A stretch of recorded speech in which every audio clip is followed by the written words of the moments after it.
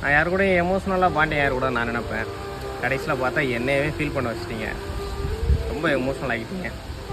எதுக்குன்னா என் பிறந்த நாளைக்கு விஷ் பண்ணி நிறைய பேர் என்னை ஸ்டேட்டஸ் வச்சு நிறைய பேர் மென்ஷன் பண்ணி சொல்லப்போனால் நீங்கள் அனுப்பின கிஃப்ட்டு சொல்ல முடியாத ஒரு பொக்கிஷம் நிறைய அனுப்பியிருக்கீங்க.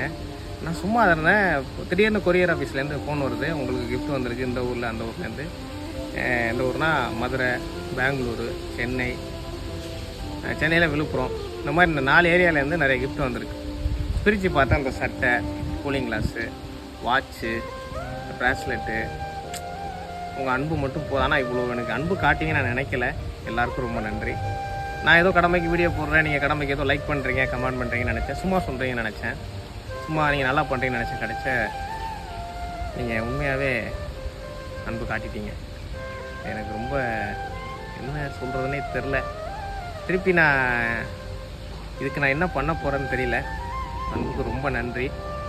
நான் நிறைய பேர்ட்ட நான் வரைக்கும் பர்த்டேலாம் கொண்டாடினதில்லை, கேக் வெட்டினதில்லை. ஏன் எங்கள் பெற்றவங்களுக்கே எனக்கு பிறந்த நாள்னு தெரியாது அவங்களுக்கு. அப்படி நான் அவங்ககிட்ட நிறைய எதிர்பார்ப்பேன். அதெல்லாம் சின்ன வயசுலேருந்தே இப்படி தான். பிறக்கும்போதே பிறந்தநாள் கொண்டாடப்போ மட்டும் கொண்டாட போகிறாங்க. அப்படியே இருந்துக்கிட்டே காலம் ஓடிடுச்சு. கடைசியில் பார்த்தேன் என் வாழ்நாளில் இந்த பிறந்தநாள் தான் நான் சந்தோஷமாக இருக்கிற நாள். அது உங்களால், நீங்கள் காட்டுற அன்புனால், நீங்கள் கொடுத்த அன்புனால். இப்போ நான் போட்டிருக்க ஷர்ட்டு கூட அந்த பொண்ணு எனக்கு அனுப்புனது தான். யாருன்னே தெரியாது. இன்ன வரைக்கும் நான் உங்கள் முகத்தை கூட பார்த்ததில்ல. எதுக்கு இந்த அன்புன்னு எனக்கு தெரியல. திருப்பி நான் என்ன செய்ய போகிறேன்னு தெரியல. எல்லாருக்கும் ரொம்ப நன்றி. இதுக்கு மேலே சொல்கிறதுக்கு வார்த்தை இல்லை.